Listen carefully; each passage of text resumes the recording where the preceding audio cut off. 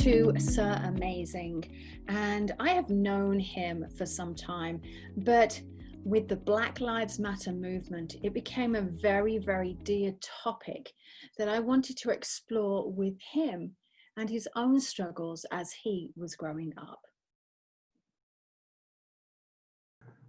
I want to introduce you to my special guest, and I know him as Sir Aimezing. So, introduce yourself, tell the world who you are and where you're from. Well, thank you. Thank you for having me, Lisa. Hello, world. My name is Aimezing Jr., aka Sir Aimezing, and I'm originally from Buffalo, New York. I am a motivational speaker, author, life coach, just someone who's really walking in purpose as far as being of service to the world in a variety of ways. And that's your book behind you, Everyone Needs a Hero, Why Can't It Be You? Yes. Yes, indeed. I love it. And we'll talk about that in a second. But what inspired me with you when we were chatting, you and I have been in a college course together. And one of the things that really I really kind of resonated with, what do you need to do more of? And you said, I need to smile more. And, look at that beautiful smile. Seriously, it's so awesome. But, what, tell me why you felt you needed to smile more. Because that was interesting at the time when you said that. I've been told a lot throughout my life as I've grown up that I have like a serious look all the time. Like I'm almost stoic. And part of the industry and the business is being someone that is approachable. So a smile as opposed to having a serious, deep thought is just, as you know, it's very appealing. And also for me, just being a young African-American man, that's something I definitely have to exercise. And it's something that over time hasn't been natural for me. And it's really because I've had some work done on my teeth. So since we were in class, I had a lot of work done on my teeth, and I was very, very subconscious about that. I had a lot of gaps, and it always played a role in my mental when approaching people. So that, with the combination of just being like a deep thinker, that's why I feel like something I really need to work on. That's interesting. I was reading your book, Everyone Needs a Hero. And I got to tell you guys, it's a really, and please don't take this the wrong way, but it's a very simple read. It's an easy read. And it was interesting because what you were talking about as an African-American man growing up, you were talking about life. You were talking about simple life. But what is your story? Tell me about first of all, tell me where the name Sir Aimezing came from. Let's go there first of all. Okay, so I didn't come up with it myself. Because I've heard people say, oh, he calls himself Sir Aimezing. I didn't call myself Sir Aimezing. I was actually in high school, and a classmate was like, you know what? You should go with Aimezing, like Aimezing. That's the name you should run with. And he was like, it really fits you. I was like, okay, let's do it. And just based off the personality and all the different things that I've always been passionate about, it kind of worked itself out. So when I was in high school, I wrote for the school newspaper, and I used to do something called A Few Aimezing Words, which was like, it was a dialogue on what was going on in the world at the time, but I also mixed in like poetry with it. Then when I went to college, I went to school for undergrad journalism and mass communications. So my big dreams at the time were to be on ESPN. So I'm a huge NBA fan. And my senior capstone was a talk show about the NBA. And it was called Aimezing Words. And I ended up doing like a podcast when I was in college too, that ended up making the sportsillustrated.com. So Aimezing just always seemed to stick. And then it kind of evolved over time, where when I went through some of the transitions in my life post-college, where I went through some ups and downs, when I really started to walk in purpose of being Sir Aimezing and it being my social media tags and things of that nature, when I started to tell people about some of the things that I've done, they're like, oh my gosh, that's amazing. I'm like, well, I guess that's why it fits. That's right. I guess it is why you fit. So tell me your story. Tell me a little bit about you. Um, really, who is MA? Who is he? Who are you? I'm a human. I'm glad that you are, because so am I. No, but it's always interesting when I get that question, like, who is Ame? Ame is, uh, I'm someone who grew up as an introvert and was the oldest. My closest sibling, I'm 8 years older than him. So for parts of my life, like I talk about in the book, parts of my life, I was really like an only child. So I was kind of a person that liked to stick to himself, but at the same time, I was a deep thinker. I'll tell you a quick story. So um, my grandfather ran a scholarship at Howard University. My grandfather has had MS for like 51 years, had a scholarship for students who have MS. And 4 years old at his scholarship event, he's addressing the crowd. I walk up to him. He's in his wheelchair. He got a mic in his hand. I rip the mic out of his hand. I climb up on stage and I sing "I Believe I Can Fly." Whole crowd goes crazy. And Give me a rendition. I don't know if I can. I don't know Oh, if I'm that's singing okay. any R. Kelly right now. I don't know if I'm singing the R. Kelly now, but it was just an awesome moment. But the irony of it is, when you ask who is Ame, that same 4-year-old me would go to my aunt's house and I wouldn't say a word. And she's like, if he's hungry, he's gonna ask me. I know he knows how to talk. If he's thirsty, he's gonna ask for water. I know he knows how to talk, but I just wouldn't talk.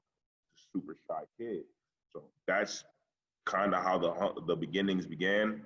Grew up in Buffalo, New York. I'm Congolese American, so I'm actually a junior. My dad is from the Democratic Republic of the Congo. My mom is Black American, so I tell people, like, I'm thoroughbred African American. Like, I'm Congolese, but I grew up with my mom as a Black American man, and my perspective on a lot of situations kind of stands out and is very unique because I've kind of been in the middle. A lot of people talk about Black Panther, and I shared this with my pops. Our relationship has grown immensely in my 20s. But I told him, I said, for me, I felt like Killmonger. Like, that's how I felt. I felt like even though I'm junior, there was people in the family, people around at certain events, because I don't speak French fluently. Je parle français petit, petit, petit. Je ne parle pas français. Like, comme ci, comme ça. It's so, but I felt that. So that was a part of it. And then being a son in a single parent home where I dealt with a lot of situations where my mother I mentioned this in the book, I always felt like I didn't really see a man treat my mother the way I believe a woman should be treated, or the way she deserved to be treated. So dealing with situations which I talk about in the book of domestic violence, that was something that happened in my household when I was growing up. And I think me and my dad, even to this point, haven't discussed it much, but I don't remember ever having a conversation with him about that growing up. So just a variety of different situations that happen, but I'm a person who, I guess my purpose was laid out for me as a young man. And even though I tried to steer away from it and went through different situations, I ended up right back here. And the voice he gave me is probably my biggest strength. And so what inspired you about this book? What inspired you to write the book in the way that you did?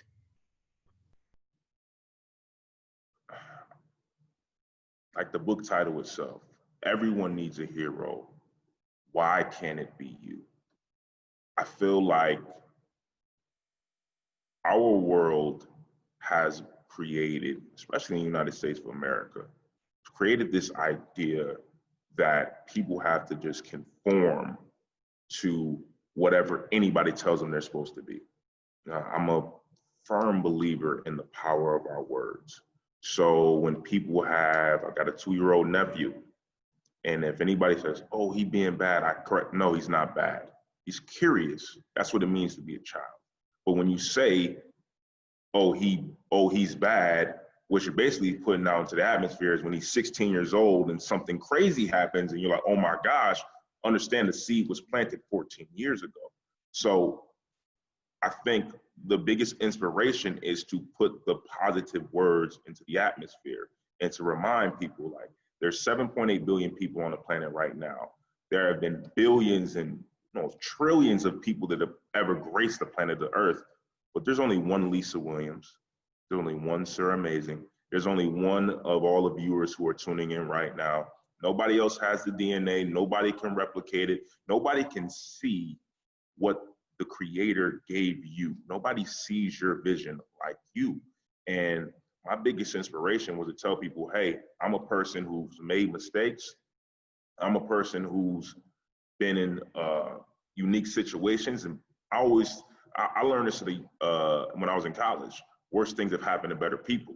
That's my perspective. Worst things have happened to better people. So the point is, here's some of the story that I dealt with, and here are some principles that I've applied, and anyone can take these principles. Like you said, it was written, I didn't want anybody to be stressed out and having to dig too deep. It's supposed to be on the surface to open up conversations on a variety of topics, but anybody, we all have the ability. I mean, I'm even gonna run on with this a bit. That's Aimezing. okay, you got time. Aimezing. What is Aimezing? Aimezing is there is a 1 in a trillion chance that we are the sperm that connects with the egg through conception.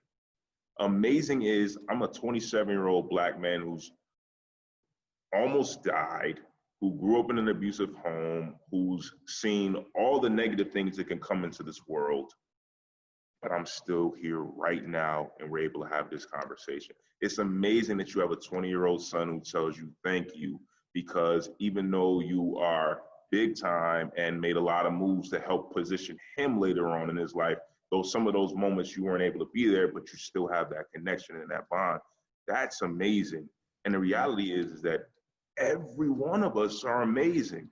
Every bond that we have, and that's really what Sir Aimezing stands for, is that we all have the ability to be amazing in our own way. Are you sure you're only 27? Because that what you just said is incredible, and I feel like a lot of people need to hear your message. A lot of people need to hear your message. And the message of the book is really powerful. When I was honest with you, I hadn't read it for a while, and then I got it out and I opened it and I read it, and I was like, and all throughout over the last night and today, I just kept dipping into it, and I was like, wow, another part of you, and so many different layers, so many different things that you've been through and that have inspired you. So what has been your biggest challenge in life, and how did you overcome it? Ooh. I know, I'm getting deep. Ooh, my biggest challenge in life. Okay, let's go on the soapbox. My biggest challenge in life is I'm single. And I am an Aquarius. I love a woman's touch. Mm-hmm. I love just having a woman next to me. In my relationships, there were times where I don't even need her to be talking to me. I could be doing something, but the fact that you're even next to me just gives me energy. Mm-hmm. I love cooking for you. I love surprising you with some flowers or buying a dress or something like that for you to wear, for us to go out. Like, I love all those things. And I talk about it a little bit in the book. I do love the touch of sex as well. So my biggest challenge has been, it's been about 8 months for me since I've been intimate, and I've been single really for almost a year. Basically, since that situation happened, I would say I've been single. So that's the first time since I was 16 years old where I haven't had a steady female in my life, a steady counterpart. And I would say that's the biggest struggle, because sometimes when people tell you good things are happening, or like when you get the book cover, you realize that you hit the mark for your goal on the book, you become a bestseller. You're like, man, I wish I could just FaceTime, or I wish I could call, or I can't wait to sell it. And you don't have those moments. So it's been a major adjustment for me. And I'm thankful because it's also with COVID-19 and everything, it's also given me the opportunity to grow as a person and grow as a man and understand that I'm a huge proponent that I have to take accountability for the situations I've been in. I have to take accountability for every time I did something wrong or right, whether it impacted the intent was there, but the method wasn't correct. So I would say that's the biggest struggle, and I'm still overcoming it now, because even with things rising and growing, I'm really understanding that some things you don't have to go looking for. He just gives you. And the thing is, you're open about it. You're really open about it. And I actually relate to that, because you give so much out to the world, and then you're like, I just need someone for me. So, and it is helpful when you've actually got somebody who is that cheerleader for you, that support, that person that you can go, hey, guess what? So I do understand it. How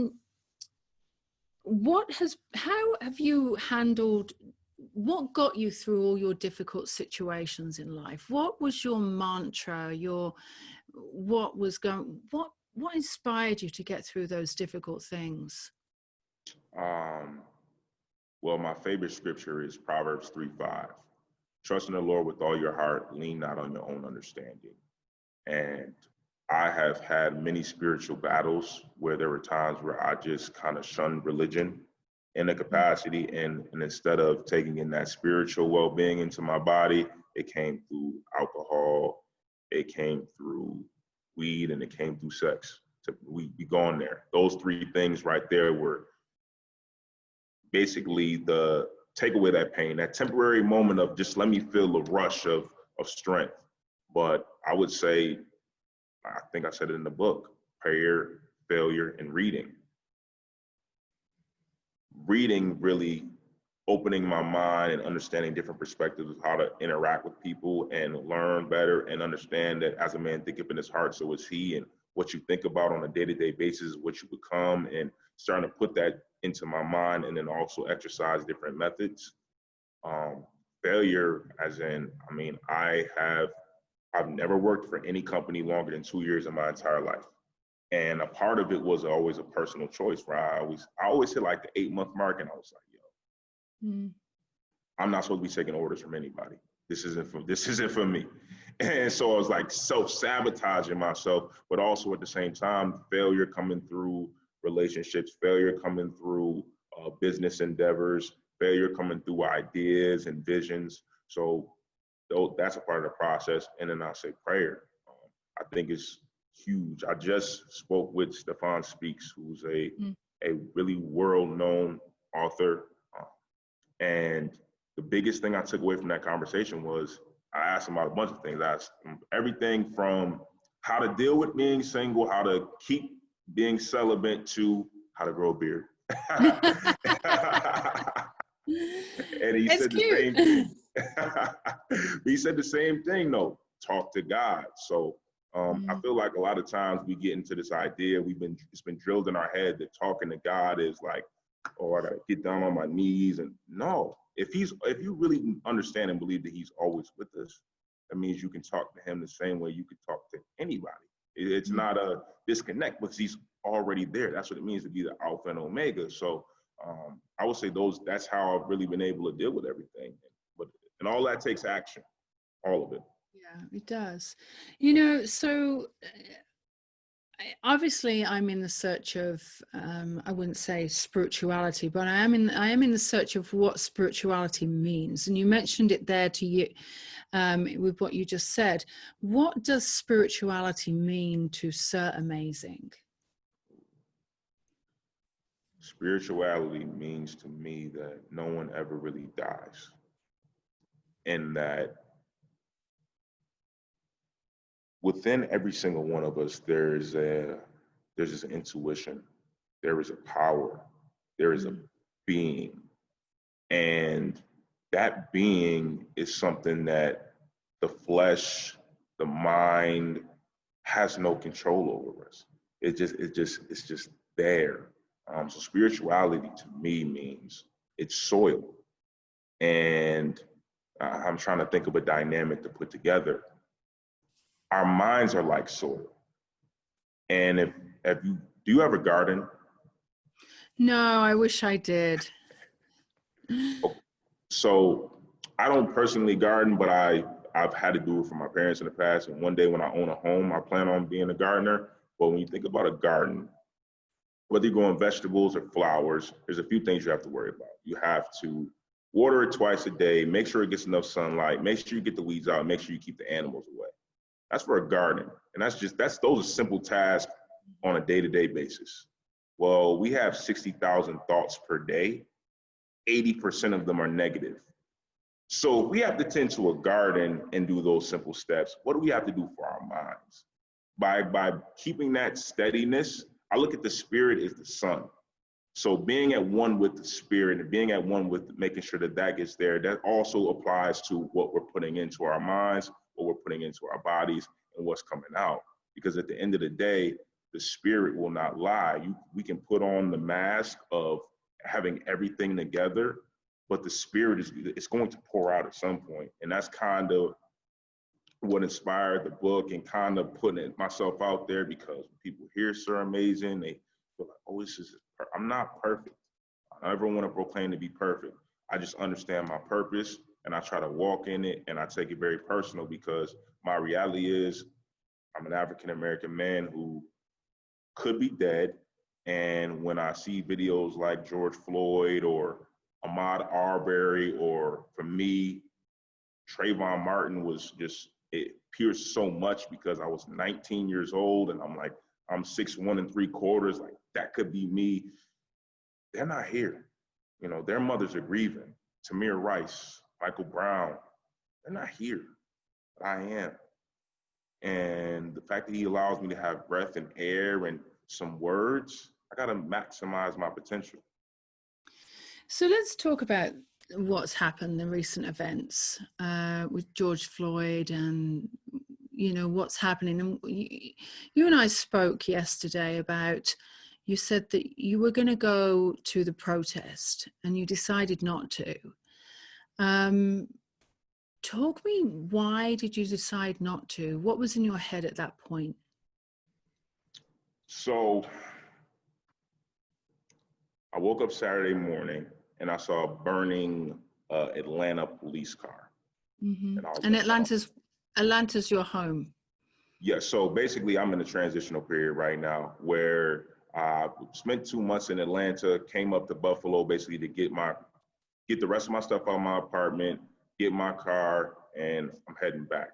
Mm-hmm. And when I saw that, and I know how things are in Atlanta, and I know how people move in Buffalo, I said, ooh, if they're doing that in Atlanta, Buffalo is way more rough.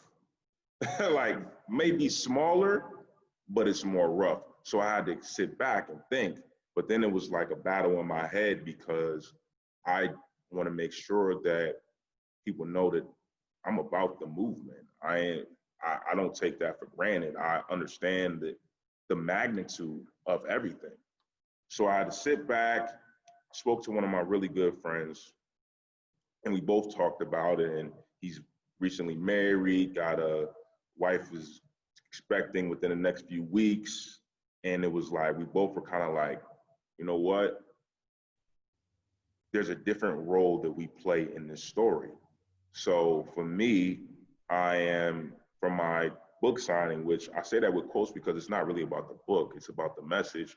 Partnered with the NAACP to pass out masks, gloves, census information, voting, because people, especially people in my community, we need to understand that. And I don't want to say my community as in isolating anybody, but people look like me. We need to understand that, okay, a lot of our power is going to come from our local and federal governments. So we need to make sure that we are maximizing our presence, maximizing the amount of people on the census so that they know to come plow your yard. But I'm of the nature too of understanding that Dr. King and Malcolm X, they had an agreement. Dr. King said, okay, I'm going to be the peaceful person that's going to sit at the table at certain rooms where you may not be able to go to. And Malcolm was like, okay, I'm going to make sure that we the muscle so that they know we're not playing games. And I look at it as everybody out there who's doing things to buildings and burning stuff. Yeah, I know it hurts people so much if you worked really hard to build something up, but the reality is no window, no building, no car is irreplaceable. But Yes. George Floyd's life, there's no bringing him back. There's no George Floyd part 2. So we got to understand that, yeah, that stuff, we can get a new window. We can get a new building. If you're a smart business person, that means you had insurance. So in theory, I don't know how much these people really hurt you, because if you get that insurance back and the fact that money was already low, if anything, the insurance companies are probably stressing a little bit more, understanding some of the parts of business. But the point is, it's happening all across the country because people know they got to be heard. On The my world. the The world, right? world. The world, exactly. Let me apologize because I know I saw some things in London as well. Like, people need to recognize that we are human beings, and you cut us open. It doesn't matter where we're from, doesn't matter what clothes we're wearing, doesn't matter how we talk, doesn't matter how educated we are. Cut us all open. That's going to be some crimson red blood that's dripping out, and that's the biggest thing. Our only request to everyone who's out there doing that is, please keep that same energy when it comes to census and voting. Be that present, be that powerful with it, because we got to hear from all angles. We human beings, and that's my 2 cents. You know, you hit a good point there, is that as soon as you cut yourself, we all have the same color blood. We all hurt the same way. We all feel emotion. And I think everybody was impacted by George Floyd. Everyone. My son didn't see it until I showed him. And he completely got up in arms, completely got very upset about it, because his best friends are African American, and his other friend who he grew up with is a black kid in the UK, who's my best friend's son. And so to him, and in our family, we don't see color, we don't see gender, we don't see race, we don't see any ethnicity. My daughter is Puerto Rican, so I have the epitome of, I glow, I'm white, I'm that white, my son is that white, blonde hair, blue eyes, and I have a Puerto Rican daughter. And so we don't see that. I see you as a person. And so when this all went down, I was mortified. And I personally have kept on my Facebook page not to talk about it. The reason is I wanted my Facebook page to be about love, to be about, we need a respite from the news. But I felt it's really important to address this with you, because I know you and I have spoken many times, and we have a rapport, we have a relationship. And you're someone who I look to, who I admire, because of the way that you project yourself into the world. So being an African American man, with what has happened with George Floyd and everybody else, really, because it's not just George Floyd, what is the message that you want to get across? What is your message? Thank you for telling me that you admire me in a way that I appreciate. That it means a lot. Absolutely. Coming from you, especially. My message is humanity. inclusiveness, everybody. We're in this together. And the reality is that we all have a role in the history of the world. Let's have an honorable role. Let's all do our part. We talk about everything that's going on with the news and media. I can personally say the only social media I have on my phone is Instagram. I deleted my Facebook, I think Sunday night. I deleted Facebook off my phone because I'm like, you know what? This isn't good for my mental health. Because now I'm looking to see who says something about it. Because I'm like, okay. If you're gonna say something, it better be something in honor of George Floyd or in honor of the idea of that's wrong. But if you don't, if you're gonna post, well, if somebody goes looting and shooting, they come in my house, I'm gonna shoot them. I don't want you on my. We're not friends. I'll be respectful. My parents raised me to always be respectful, but our conversation's got to be diluted. Now, if you say that and you were in support of George Floyd and you said there was some type of issue going on, okay, you keeping a balance. You got some type of balance. But I saw a lot of, I deleted white people and black people off my friends list because I'm like, I'm not preaching hate.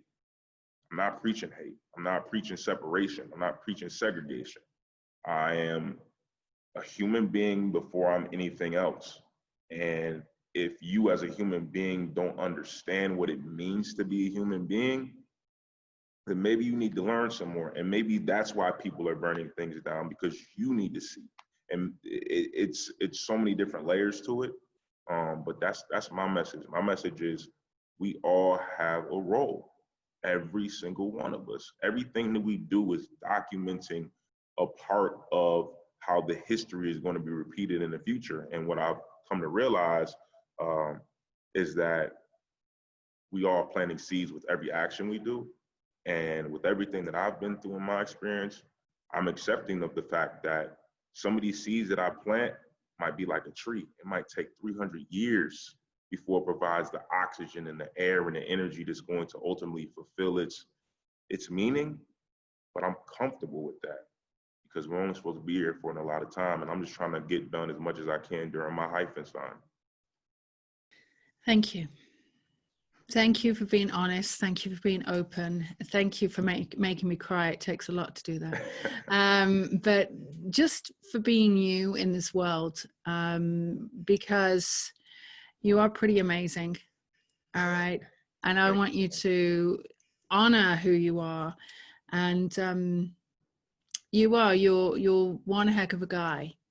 And really your message is huge. So I want to say thank you for being part of this, especially being part of the first thing, in search of spirituality, in search of life. But not only that, but for speaking out your truth, which is important. So thank you. Thank you. Thank you so much for having me on. Thank you so much for taking me under your wing, all the conversations. And thank you for, you got that. I told you, you got the special sauce. You make me open up. I got the special sauce. Well, you got something because you made me cry, and it takes a lot. Oh my God.